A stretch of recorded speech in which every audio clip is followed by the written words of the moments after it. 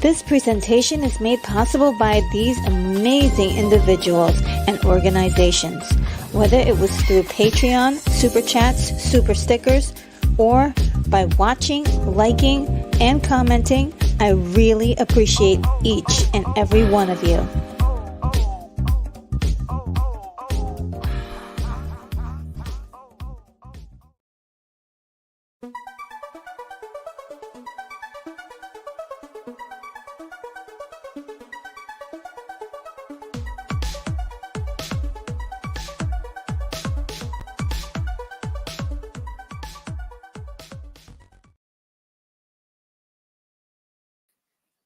Hey guys, good morning, good morning, good morning. How are you?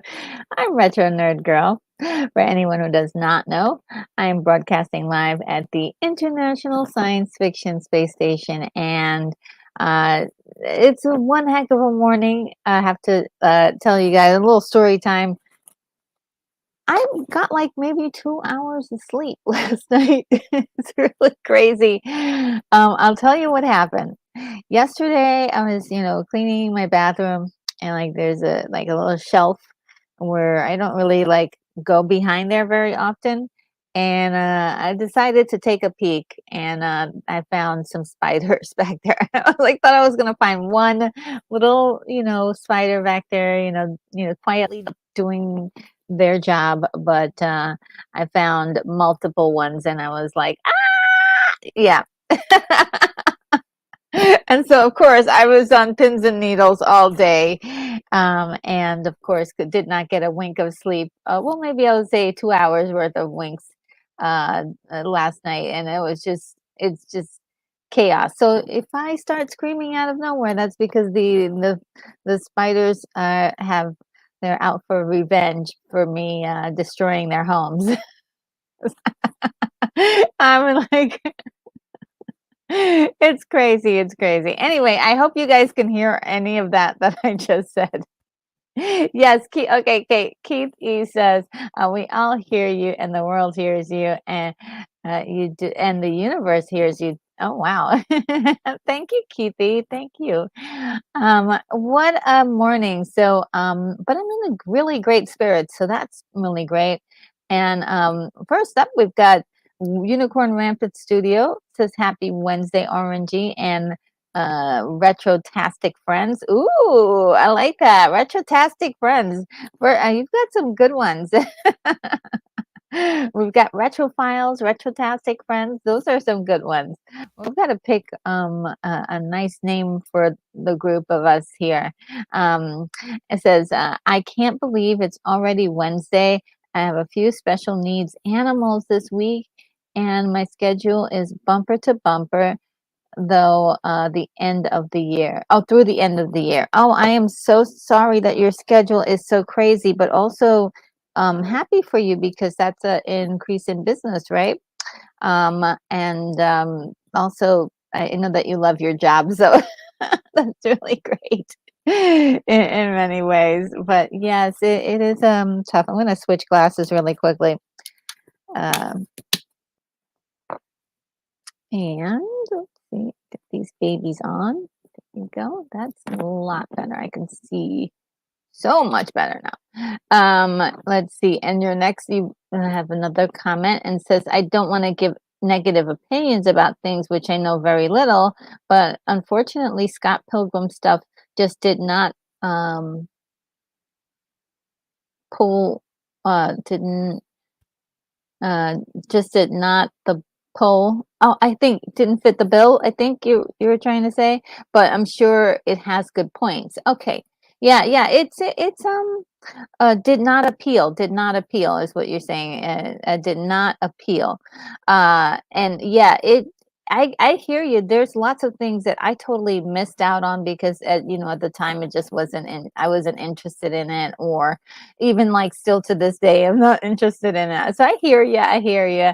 I'll just I won't go into it too far because I definitely want people who haven't seen it to really enjoy it, but or experience it. So I won't go into too many things. There is going to be a few spoilers to acclimate everyone into what the concepts of the story is. But um I totally identify with this, like absolutely totally like I think I've seen the first Scream movies, like the first Scream movie, and then after that I was like, yep, I'm done.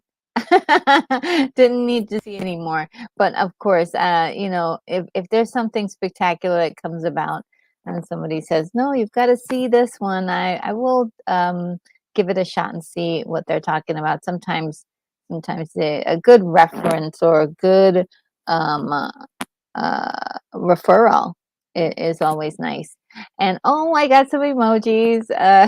Unicorn Rampant Video. I got astronaut not girl. I think that's me with a rocket ship, popcorn, a star. Oh, a star and a blue heart. Oh, that's so sweet. Thank you. And a unicorn. Oh, that's gotta add the unicorn. I just love emojis. You guys know this very well. Okay, Keith E says Uber said at breakfast this morning they just announced that the word gullible was not going to be in the Webster dictionary next year. He said if it didn't, uh, he said if I didn't believe him. I could go look. Oh, really? Interesting. Gullible. And let's see. Keithy says, today is supposed to be the most traveled day in a long time. Oh, yeah, for people traveling home, I hope Retro does not get stuck up in the jet stream. Wow. And Keithy also says, it says, hi to Unicorn. I'm glad you had your rant. Hooper loves these. And of course, I'm telling everyone I'm on my way. And Unicorn says, yes, when folding space, you want to make sure everything's symmetrical and you don't want to get. And you want to get a nice crease on the edges. Yes. I was feeling very Dune-ish this morning, so I was like, oh, let's fold some space. And Unicorn says, I'm just trying to be relevant and participate, but not be overbearing or ridiculous. LOL. And that was very funny. That was a very funny joke. Keith E. Hooper is ridiculous. So cute. And I just got out my dictionary and was like, hey, wait a minute. Back to work listening in. Oh, well, thank you. Yeah, I always appreciate your your comments, and definitely I know that you're very, very busy, so thank you for taking the time to still spend it with us. Spend it with friends. And Keith E says, who was raised in New Jersey and thinks you're wonderful. He talks about his uncle Unicorn and his uncle William all the time, and not to mention Aunt Retro. Oh, thank you. That's Hooper. Who and Keithy says, who is Hooper, or whoever Siri decides to mess it up. Oh. And Keithy says, I keep getting lectures from one person who thinks I'm drunk typing and just blame it on Siri. And yes. Okay, yeah, guys, I am just super, super yeah, excited to talk about this. It might be a quick show. But there are a couple of topics that I'm going to be talking about later that might get me a little heated. There might be a rant or two. This is, I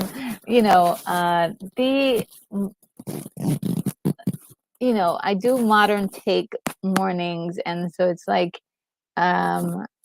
somebody who loves retro stuff and looking at modern things and like going, what? This is weird. And yeah, I'll get to it soon enough though, but let's see if I can get this party started. So Scott Pilgrim takes off. Now, if you're not familiar with it, there was a movie. Let me find out what year that was. Um,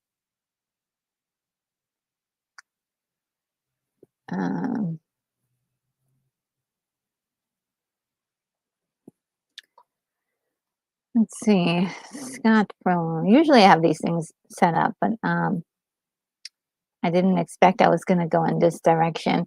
Okay, Scott Pilgrim versus the World was a movie that was released in 2010. It was a movie that I pretty much have seen everything, because the clips they give away like I've seen pretty much, the internet has filled me in on all of the details of the movie, and it is actually a movie that I wouldn't have a problem liking, because it kind of blends two genres together, which is sort of like video games and sort of like this immature, kind of awkward phase right out of teenage years, where you're still feeling the same feelings of being a teenager, but you're an adult now, so like young adult issues. And the timing of it with 2010 is sort of like kind of interesting, because 2010 really had sort of like I wouldn't say like quite grunge, but there was something grungy about it. But then there was also like a cynical humor that was happening at the time. And one of the things I really adored about it, the idea, the concept about it was that they did use a lot of color. It was heavy with special effects. They incorporated like sort of an Asian style fighting, not just the technique of fighting, but also it was all of these like weird uh special effects to like that were kind of gamish. It was very gamified, if you will. And so I thought I admired it from afar, but never got a chance to actually watch it. Time, life, situations, whatever. And I was like, when am I gonna see this movie? I actually have owned it digitally, but never did get a chance to watch it. And then maybe I'll do a small review of it next week. But I did manage to check out this brand new animated version of Scott Pilgrim Takes Off, and it it aired on Netflix this week. And yeah, I mean, all I can say is that I had a lot of fun watching this. Um, I do like cartoons. It's, I believe, I'm not sure how many episodes. Let's find out how many episodes. Let's see. Season one is all the episodes are out. So it was kind of nice to watch, to binge watch all of the episodes. And I absolutely think that if you're gonna watch these like dropped episodes on, it's so much better to like binge watch all of them, because it's kind of tough to wait week for week for the next episode of something, and be waiting and waiting. It really kind of takes the flow away from enjoying what you're watching. And I wonder some of the series that I've been looking at, whether or not there has been sort of a bias towards them, because you have to wait a full week to find out what is going to happen next. And a really, really good series, uh, you know, you wait in anticipation as to what's going to happen. And things where they haven't really baked it really good, the story hasn't really matured. It really is hard to wait that week, because you're like, wow, as the more I wait, the more worse this series seems to feel to me. So it for this one, it was really nice. I just watched the entire thing all at once, and it was really quite good. I believe there's 12 episodes, if I'm not mistaken. Um, and it, let's see.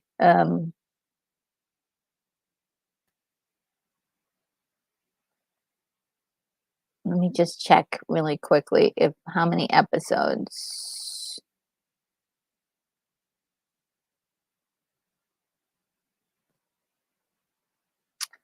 Oh, it looks like 8 episodes. Sorry, 8 episodes, not 12.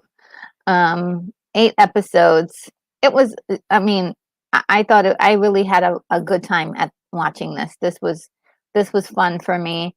Um, it isn't. At first I thought it was a retelling of the movie, and they were just doing it in this form. It's not. It is an alternative look at the movie, as if something else happened. Because during the movie, in case you don't know the background of the movie, Scott Pilgrim likes this girl Ramona Flowers, and he is uh he likes her, but she has seven evil exes that he has to face.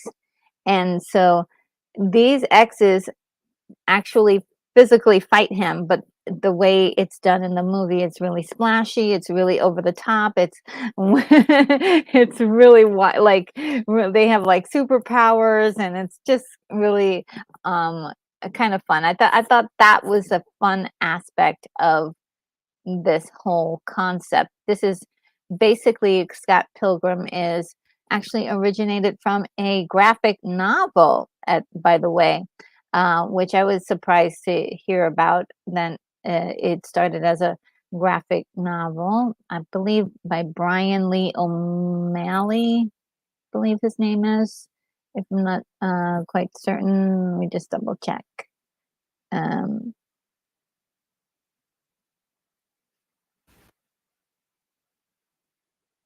Yes, I got his name right. Oh yes, Brandon Brian Lee O'Malley, and it's one of those things where people they saw the graphic novel, thought this would be a great movie. They turned it into a movie. That movie was directed by Edgar Wright, and it was actually, uh, you know. I- It's one of those things where like I said, I never did get a chance to sit down and watch it, but I thought it was kinda it had something different about it. It was different in a way.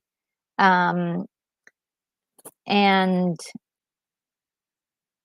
and it was playing with fantasy. It was playing with fantasy, and I did like that. So, like the movie, Scott Pilgrim is in a band, and, they do this whole stylized thing with the band, and it's where it's awkward and weird and possibly on live action, it's perfect for this kind of version of it, because this whole entire production is a Japanese production, except for the voice actors are from the movie, which was actually a nice tie-in. uh, and it is very, very much very, very anime. It has all of those flavors, but it's cute and also very mature. There's a lot of mature things that are happening in here, so you wouldn't want any of the little tiny um, ones to see this. This is definitely for maybe 13 and older, uh, and because they're dealing with a few um, things, and there's a lot of not a whole lot of cursing, but enough for you to be like, okay, this is not for for little kids, unless you're okay with that. Um, and so this is a sort of an example of how they tried to match the movie to the comic, or they tried to match the cartoon to the movie, and I thought that was really kind of cool. It's not exactly, it's much cuter, right? It's much more adorable, but it's also setting, like, seeing the difference really like sets the stage for, like, oh, this is a little bit, this is going to be a little bit different from the movie. And even though the movie did its best to be a product of its time, 2010, very much. The movie really feels, sorry, the series feels a little bit more timeless, has more of a timeless feature to it. I could have looked at this at any point in time, from like the 80s to the current day. It doesn't feel dated. It doesn't feel dated. Even though, like, you can see that they did try to match up some things, physically. They tried to match a few things, but it really doesn't feel like 2010. It feels like it, like I said, any time between 1980 to the present day. And it's, they do have a lot of Japanese inspired um, things in here. The opening music for each episode is Japanese singing band, and it's really kind of loud and obnoxious and rock and roll, and I was liking it a lot. Um, the the characters are super, super exaggerated in this, which I also enjoyed as well, and also very cute. They're really cute too. Look at Ramona Flowers; she's adorable. And this is just like an example of just them, like, really going overboard with color, overboard with facial expressions, just having a lot of fun with this. I love when people go outside of the box of just trying to do like a certain like way that maybe you might expect um, uh, animation to be drawn, and just like kind of go with it and have fun with it. Uh, I did enjoy all of those physical attributes to the film, the series. Now, Ramona is there. There is a lot of fantasy in this. Ramona seems to have some ability to bounce through time and space. She has many portals and many things like that. So there is some space-time travel, and or more like space travel. She's like I said, she finds these doors, and then she goes to enter different spaces in her time, in her present time. And this is her first her first ex-boyfriend, and her first ex-boyfriend in the movie, he loses, but in the series he wins.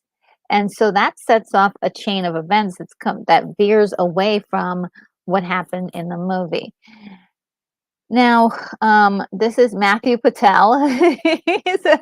And all of the characters from all of her um, uh, exes are all insane. They're all crazy.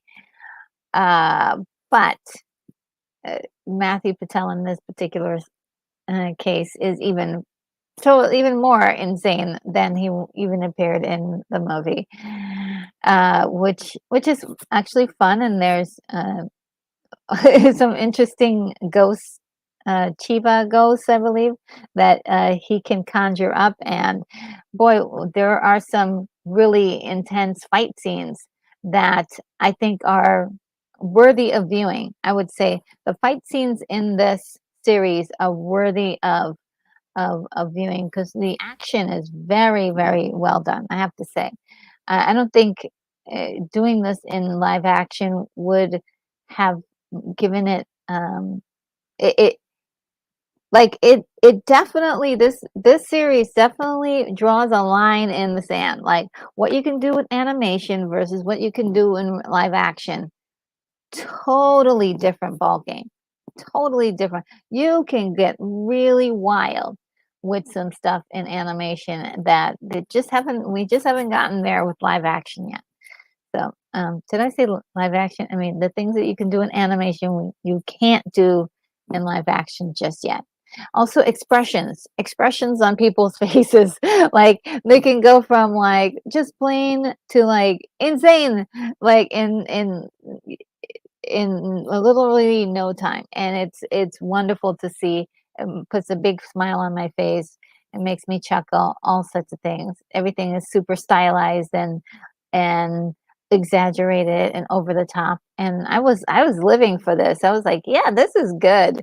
Um, so I definitely enjoyed it quite a bit.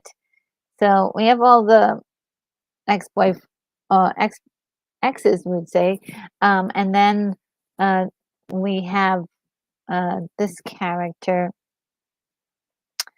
Let's see. Oh, don't tell me I got rid of it. I'm looking for something, and uh,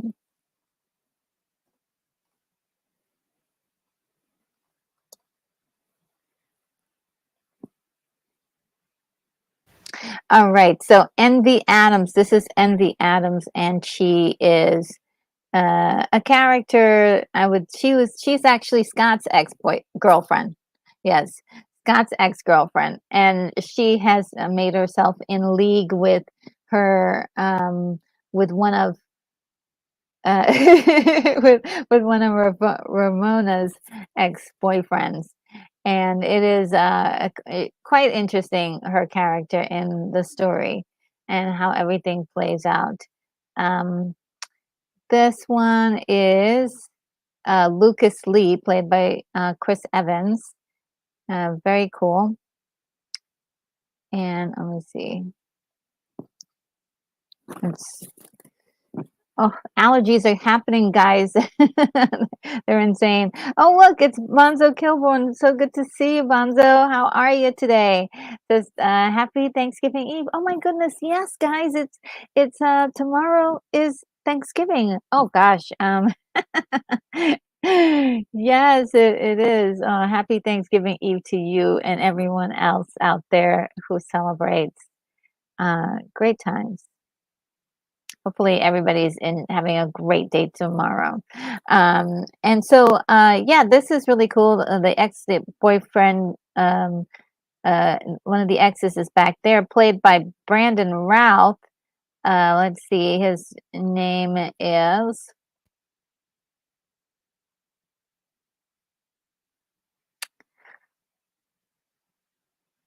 Oh wow, they don't. Oh, there is Todd Ingram, and he's a vegan, and he has vegan powers, which is very hilarious. And there's a whole storyline behind with him that's just hilarious. It really is. I thought it was hilarious. Uh, and we have one of the ex-girlfriends, um, Roxy, played by Mae Whitman. And I think if you remember in the movie, um, she's just ridiculous.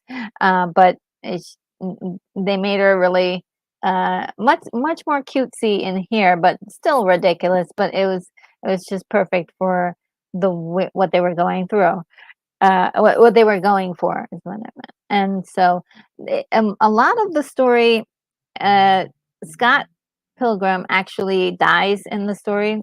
I'm not really, you know, doing too many. It's not the biggest spoiler. I mean, you've got to see this all play out because it's really good. So it is a spoiler. So spoilers. Yeah, he does die in the story, but um it was actually, it looks like Ramona figures out that it looks like he died, but he didn't really die. So there's a whole big deal with that. So she goes investigating to see, like, is he truly dead, or was this all planned? And sure enough, sure enough, guys, he shows up, and there's time travel in this, guys. There's time travel in this. I try to get away from time travel, and then it comes right back to me in the form of Scott Pilgrim. What? So yeah, what is up with time travel? It's like all the stories are like time travel stories. So yes, a lot of this is because of Scott Pilgrim's uh, self from the past. Unfortunately, he is having some problems with Ramona. They got married, and he's just having a hard time, and it gets crazy. There's there's a whole lot of story elements that go on, and at some point, everybody has to fight older Scott, who has totally been working out and is a complete beast mode. And I thought that was great. This is like, some of this reminds me sort of like of Dragon Ball Z a little bit. And so it was sort of, again, over the top, fun, and very juvenile, but at the same time very mature. So that is like that's much um, that's so up my alley. I didn't even know it that this was going to be as much fun as I had. So yeah, I enjoyed myself. I could give this a score. I would say this is like um a solid 8. A solid 8. The story was solid. It was pretty good. I didn't. I felt like all the by the end, all of the loose ends, if there were any, they were all tied up. Like every character got was cared for.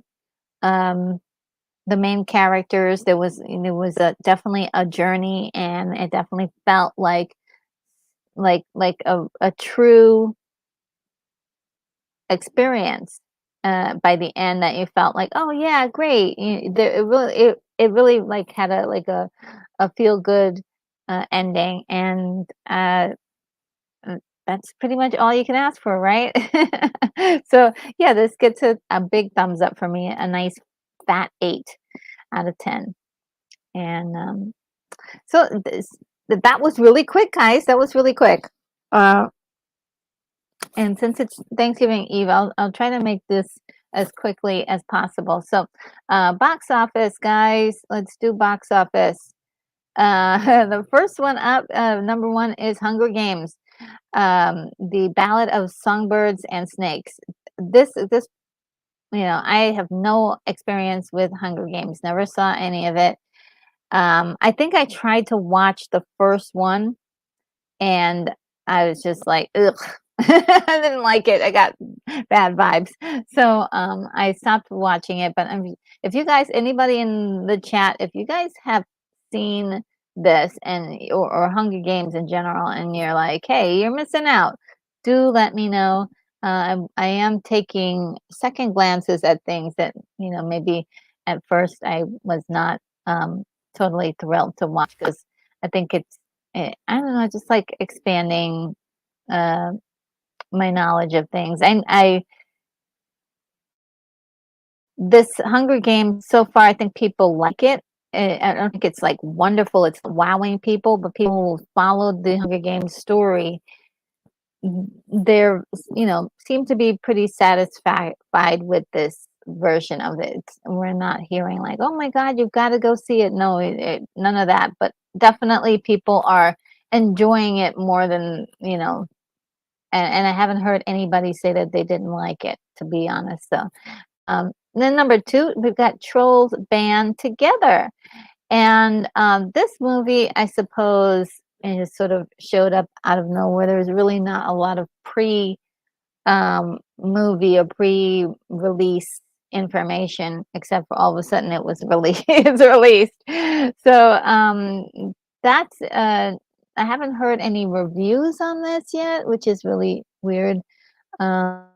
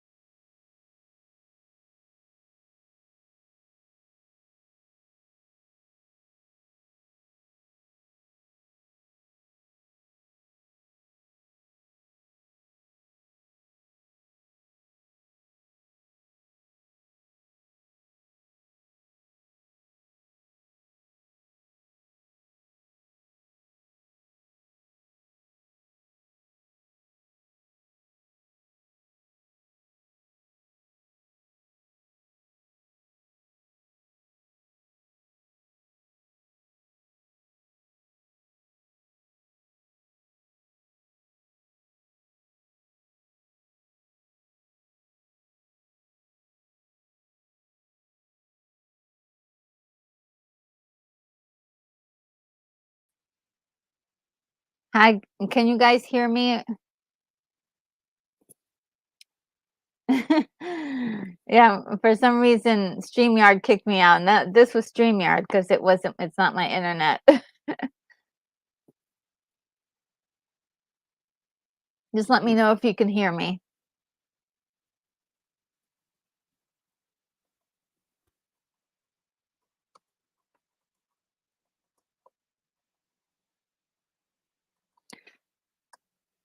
Oh, okay, yes. Thank you, Keith E. Thank you. Thank you.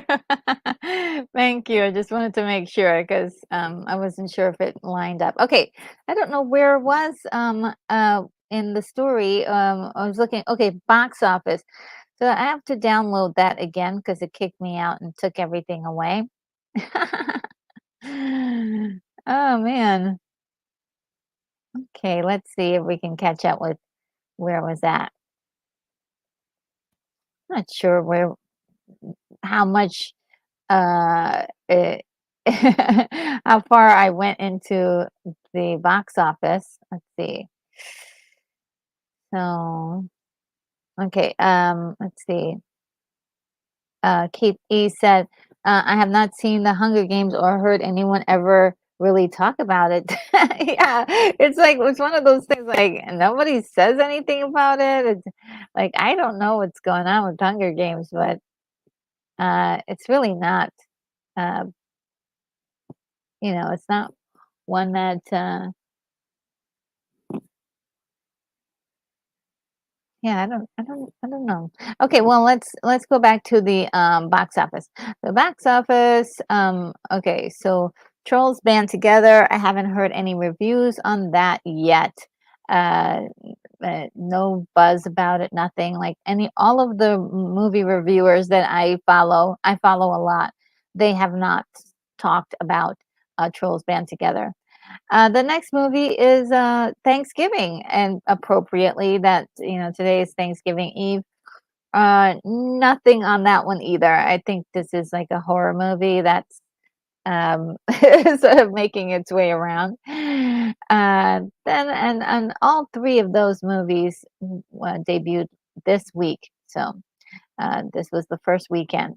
And so we've got at number 4 Marvels, which technically really should be number 1.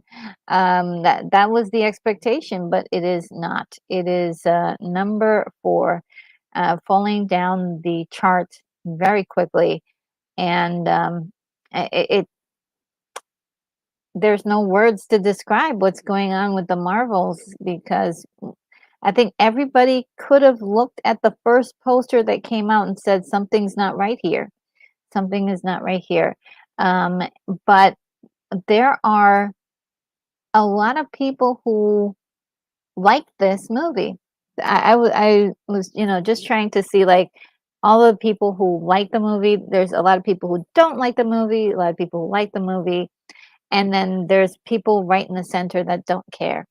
So, yeah, I think there are too many people who don't care. That's what I think. And you've got to pique the interest of people to get them through the door and get them through the door. And number 5, we've got Five Nights at Freddy's. Holding On is doing quite well. Taylor Swift, the Eras Tour, is number 6. Number 7 is The Holdovers. We've got Next Goal Wins. I haven't heard this one. It just came out this week, so it's number 8. We've got Priscilla holding on to the number 9 spot.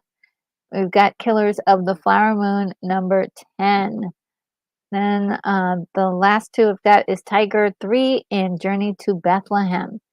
So that is the conclusion of the box office, which is not bad at all. Not bad at all.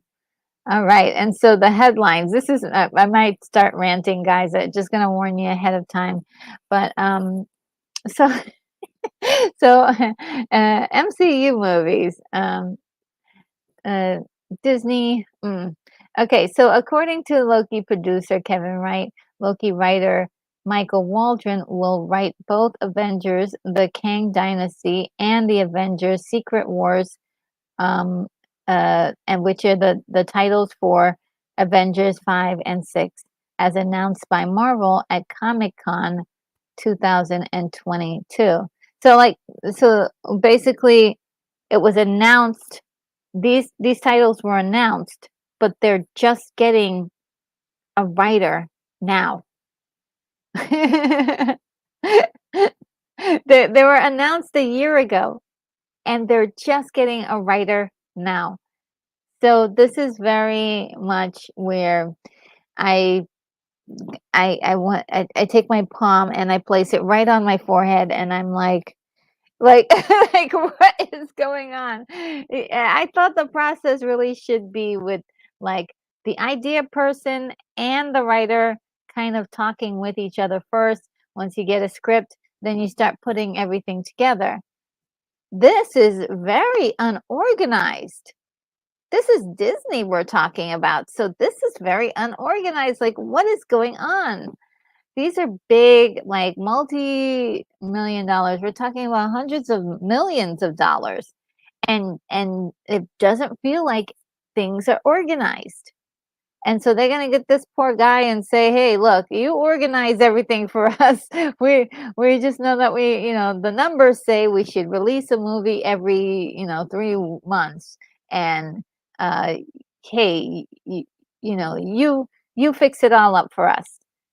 And these people are planning out these stories. Like, do they even know like any of the characters or what any of this is supposed to go into or do? Yeah, so it is frustrating to hear this. I hope that he can come up with something. I actually like this guy, what he was able to do with Loki, and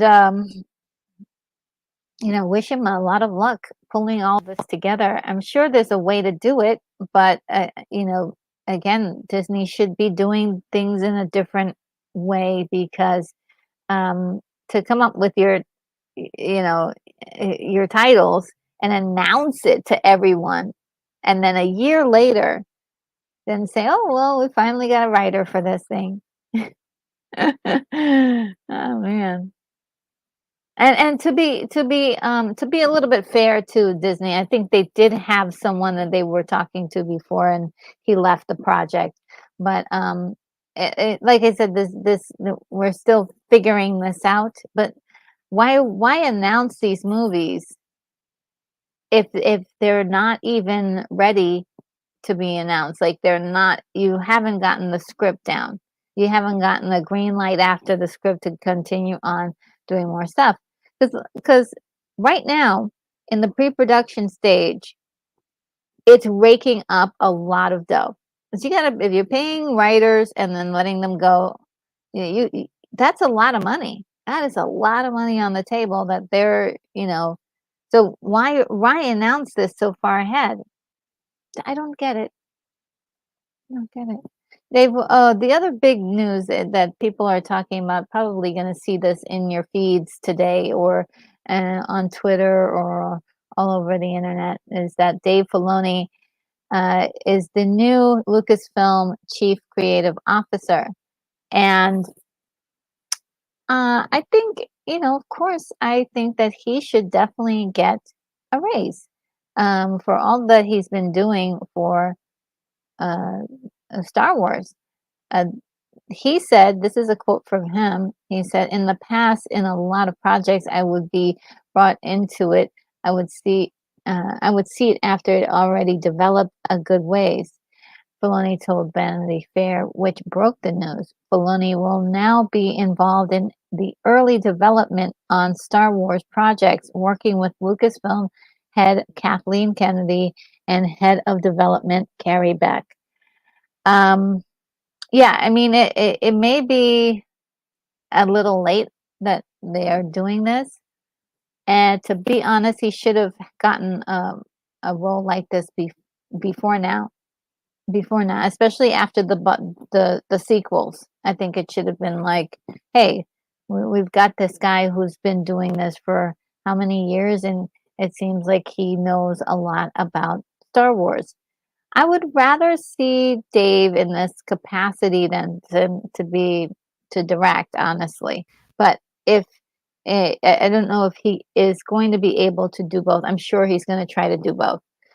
However, um, with Ahsoka, it may not have struck a chord with me and maybe a whole lot of other people, but there were a lot of people who did enjoy it and loved it, and were definitely praising him for his work. And if you're going to get someone, whether or not like if somebody, I say, I love all their stuff, or I appreciate their stuff, at least has one vision, and he has a vision for Star Wars. Whereas for the last few, I wouldn't say few years, but the last like 5 years, it's been sort of like, what's going on? We've really not had anything cohesive. And so out of The Mandalorian, we sort of got these like prongs, like, okay, paving a path forward. And I think that's what they're trying to do. I think that's what's trying to do here. And so, I think it seems like a good idea to me. And Keith E says, sounds like time travel. They're predicting the future of their work. Yeah, yeah, yeah. Like I don't know. It's like announcing your something that has not even been developed or thought about yet, as if it were, right? Because that's when you tell everyone, oh, we're doing a movie. Expect these movies and expect them on these dates. But they've got no story. They've got no story. The same thing with Blade. So Blade is another story that they're working on, and this is for the MCU. They're working on Blade. Blade to me is very simple. I mean, Blade is an action guy. So you just need to make sure you get some really great action scenes that are connected to a storyline involving something that's probably he needs to save the world from some insane vampire or vampire-like creature. That's pretty simple. It's a pretty simple formula, but they made it complicated because I think they think audiences are going to be bored with that because they started making it complicated and had other characters come in other than Blade to tell the story. And I feel like and they since scrapped that story. But they've gone through all the trouble of trying to get this script, and they have to pay money for all that. They have to pay those writers for that. They have to pay, all of the people who are working on the film, concept artists, and all those people, all this time. And so instead of getting the idea down first, getting a good script, at least to start off with, and then building on that, it's almost like they're doing things a little bit backwards, in my opinion. I don't know how you start off a story without the story, and at least a good outline that a writer can come in and like fill in the blanks with actual good dialogue, actual good a good series of events can actually say, hey, maybe we don't need this part here. We can move it to the end or something, or get it out of here. You know, it's really, really kind of crazy. And Katie says, plan the wedding, then find the bride. Nice, nice analogy. Yes, plan the wedding, and then find the bride. Yeah, that makes no sense. That makes no sense. And so more of this kind of thing where Pedro Pascal could be our new Reed Richards, and this was being discussed amongst fans as if it were true, and and it might be eventually, but he's only being eyed. He said that Pedro Pascal is currently being eyed to play Reed Richards in the upcoming Marvel Fantastic Four film scheduled for May 2nd, 2025. This is another thing. They've already scheduled this movie to come out, and they're trying to find the right actors to fill in those spots.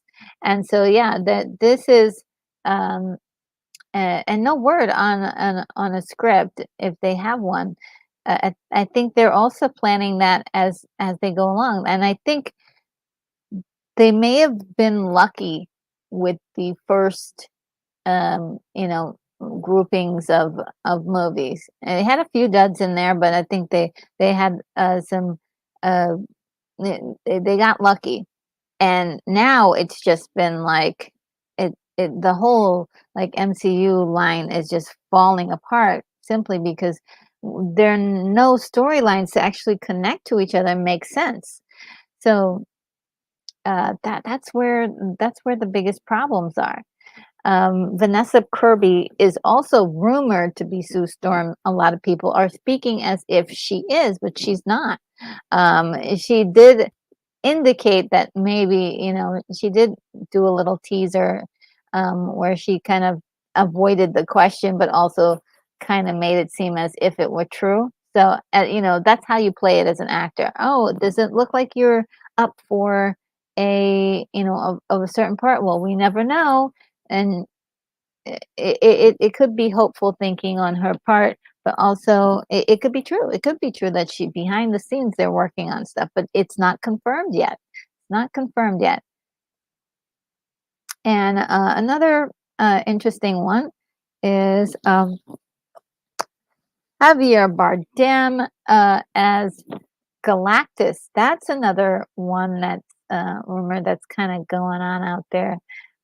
He's also just being eyed. A lot of people are just running with the story. He's Galactus already. He's not yet. This and all of these so-called leaked stories and possibilities and all that stuff.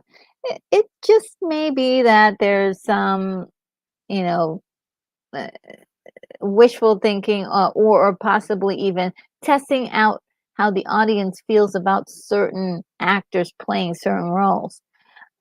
Just Hollywood can do that. It's sort of testing the waters. You don't have to commit yet, but you dip your feet gently into the cool water to see if it's too cold for you. And so, according to a new update from Jeff Snyder, No Country for Old Men and Skyfall star Javier Bardem is currently being eyed to portray Galactus in Marvel's Fantastic Four reboot. The report does share that there's still a chance that Bardem will not be cast in the role as well, depending on possible scheduling conflicts that he may have with Apple's forthcoming F1 movie. And this was from comicbook.com. Now, and this is, I think a lot of people really would like for Javier Bardem to do this. It seems like a good fit, and I think that is that's something. It is a fan casting too, a little bit of that as well. Keith E says we need Wonder Woman coming back. Well, I don't think she's. Well, I think they're hiring a new Wonder Woman. And Keith E says she could attack Spider-Man in the bathroom behind the shelf. Yeah. Oh gosh. Oh, spiders. They're just, I am super, super afraid of them.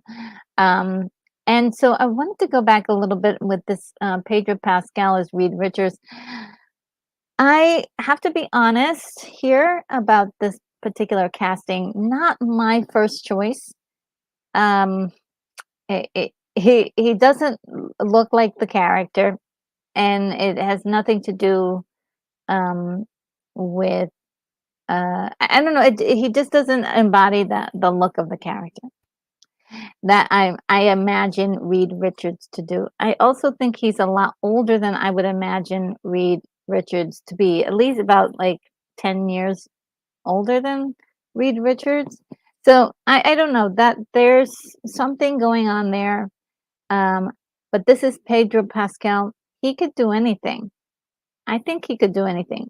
A little makeup, go to, he can go to the gym. He's already pretty much in good shape. But also like maybe, I don't know, I feel like there might be something that they can do physically to make him look more like the character, right? So that might be an easy fix. And Pedro's an excellent actor, so I think he could make it work. I think he could make it work. It's a little bit of a stretch. I didn't mean to make that pun, but it's a little bit of a stretch for him to play Reed Richards is what I'm saying. But if this is true, I'm really curious as to how they're going to play this off. It could be very interesting. And especially since Sue Storm has a love tryst or interest in uh, um, Namor, and so it could be very interesting what's going on there. They could be working on something. I don't say throw the baby out with the bathwater for the MCU. I think they have some good things that they're working on, but they I'm glad they have a writer now that has sort of a good knowledge of the MCU, and also is willing to do the homework to go back and watch those movies and find and extrapolate what's good out of them and use them for current um, movies. I think that's one of the things that is missing, is that deeper layer of lore that is already baked in to the MCU. They've gone through um, so many years of storytelling, and it just seems to be that they seem to be putting that on the leaving that on the table, right? They're not accessing it. They're not using it to their advantage. Okay, so the next one is this is a lot of casting information, but the actors are back and they're like everybody's casting, casting, casting. So there's a new Lex Luthor in town, and it's Nicholas Hoult. I do like this actor. Wasn't expecting him to be in. This is not a role I would expect for him to play, but he's smart. I think he could. Let's see, we've got some new people. Got Damaj and I in the house. Hello, how are you? And we got El Necron in the house. Good morning, everyone. Happy Thanksgiving. Oh, yes, happy Thanksgiving. Yes, yes. Oh, my goodness. And Damaj and I says, hail to the chat. Oh, great. Um, yeah, yeah. I do like this actor. I think he's got a lot of talent. I hope that him playing Lex Luthor, which is a juicy role. No matter who plays, it's always a juicy role. I think I hope this helps his career, um, because I just saw him as sort of an actor on the rise, and it's great, to have a nice $1 million payout. But I also feel like I hope that this doesn't hurt his career, because sometimes uh, you can be iconic for one thing. So I hope he continues to do other jobs than just Lex Luthor, is what I'm saying. And Jack is here. Hello, Jack. How are you? So good to see you. My goodness. Oh man. And okay, so let me just read the little thing. I think this might be my last story for today. I may have one more. Um, and there's a new Lex Luthor in town, Nicholas Hoult, in talks, just in talks.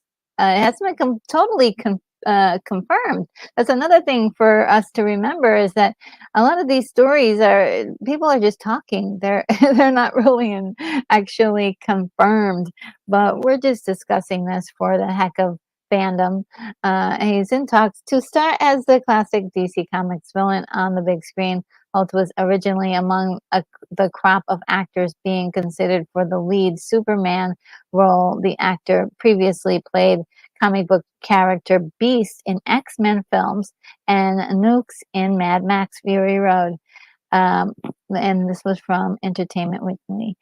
And yeah, so he's got some acting chops, and he also has a good um, resume of movies that he's done. And I'm not sure. I'm trying to imagine him as Superman, and it's like it's really stretching my imagination a little bit. And I'm not sure, what I think about that, but and I'm not sure about Lex Luthor either, but like I said about Pedro, they could, do something with makeup and all that stuff that can transform a person. and you definitely have to wait to see what they come up with on screen, the ideas that may occur. Um, and this is yeah, this is truly the last story. This is the Saint reboots. Can you guys? They're rebooting the Saint, okay? And so uh, I'm trying to figure out if it's going to be a series or a movie, and I could not identify whether it was which one it was. Um, and Jack says Gene Hackman will be the standard for Lex Luthor's. Oh yeah, yeah, he's really iconic. I mean, I think he played him with a little bit of comedy, didn't he? Uh, he did have like a bit of fun with it, and I thought that would be really cool.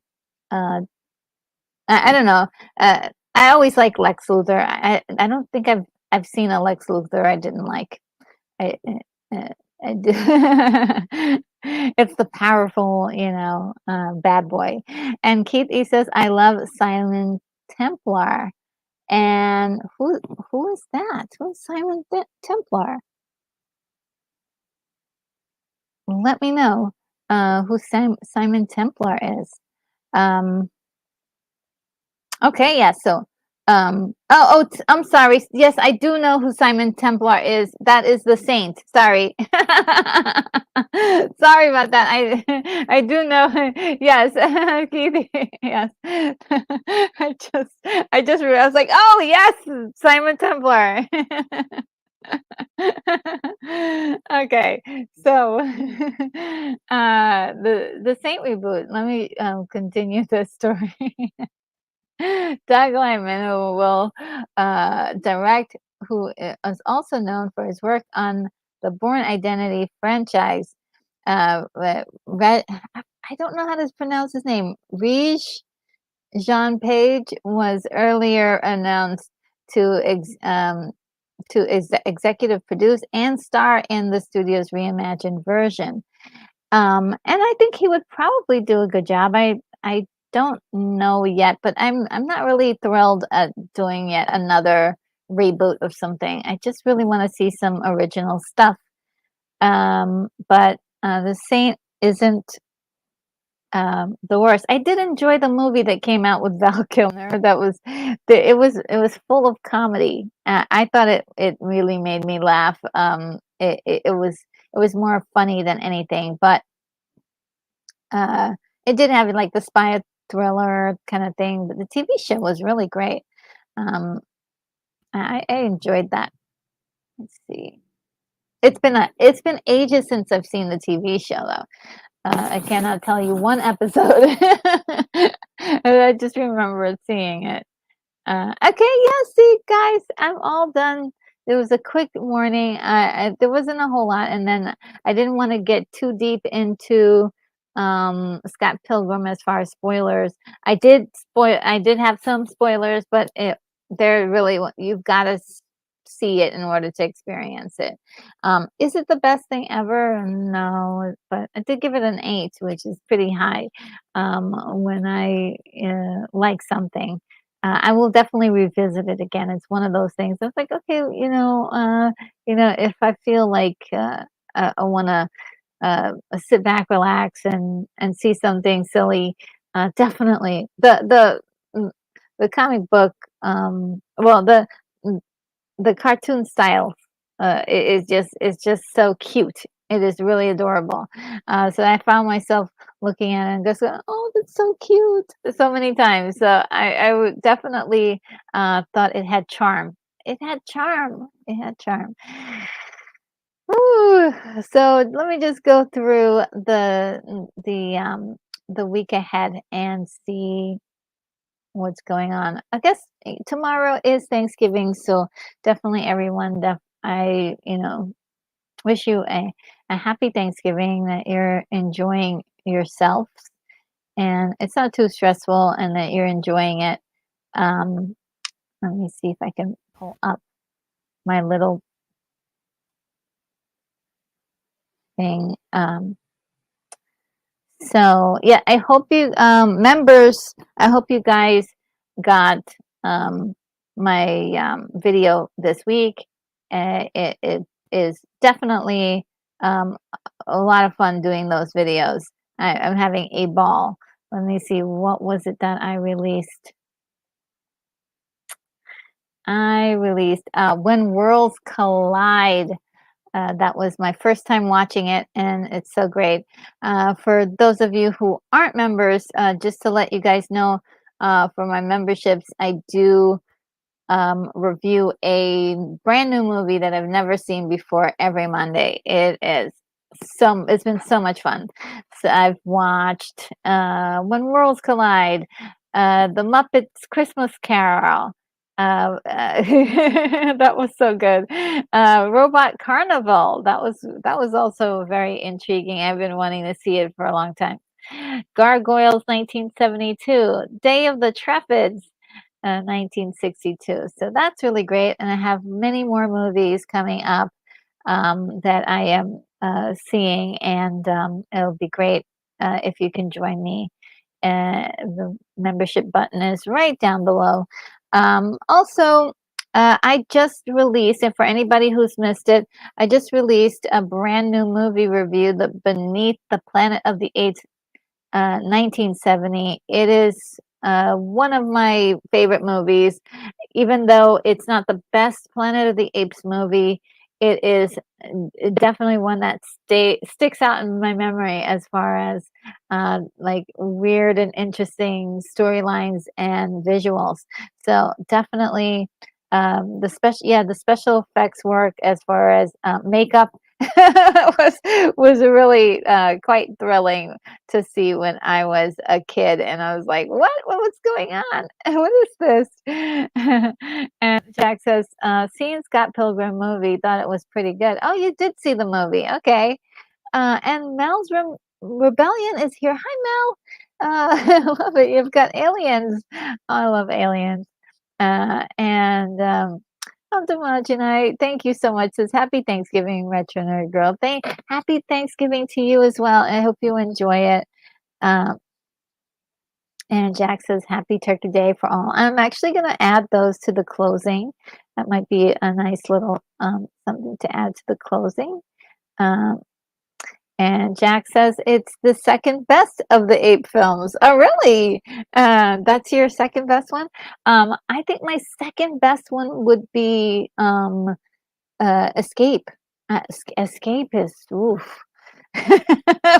Escape was really it had me. I was crying. I cried in that movie for reason. If you've seen Escape, you know why.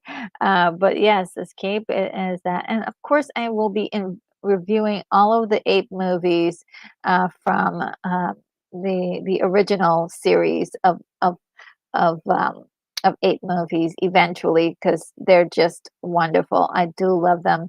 I think my least favorite would probably be Battle for the Planet of the Apes, because that was definitely a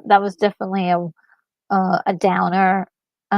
Even though all of the stories is kind of a dystopian downer, but that one was like super super downy.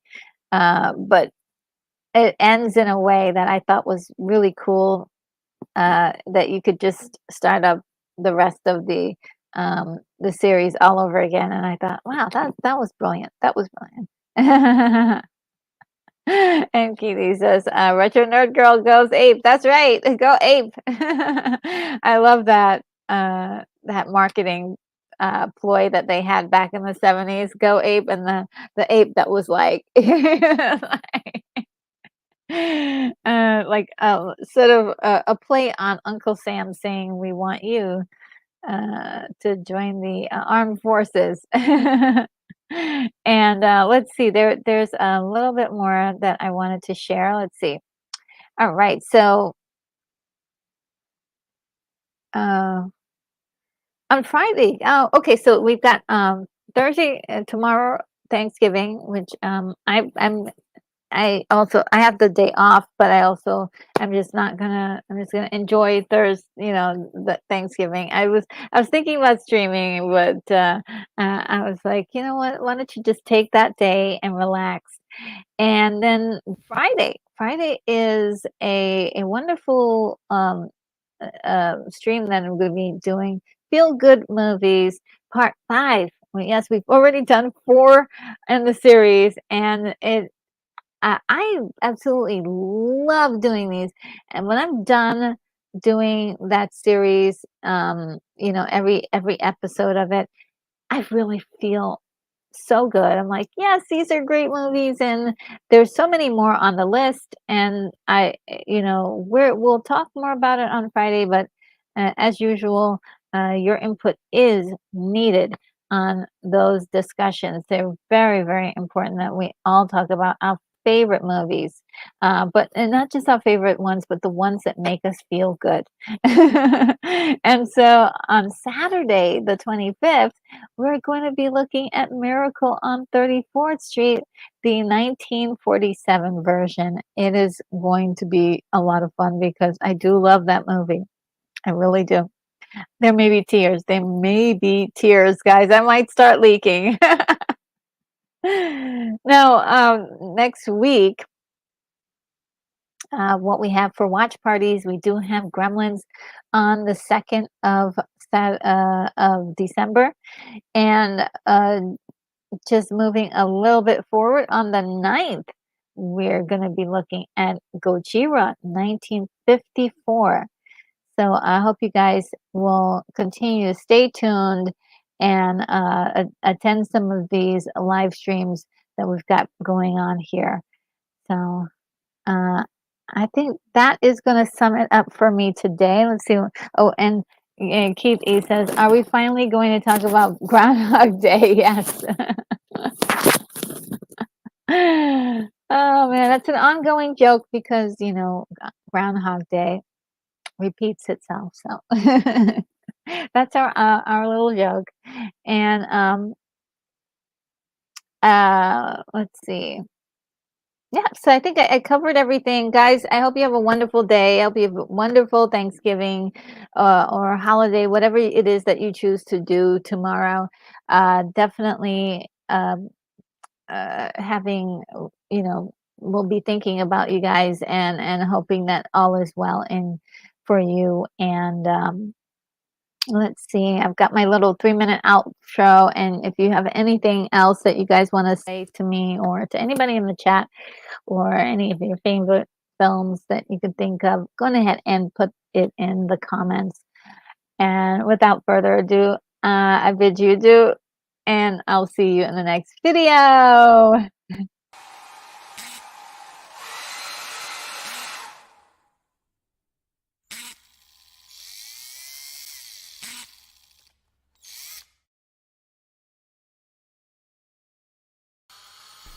Retro Nerd Girl, you are clear for takeoff.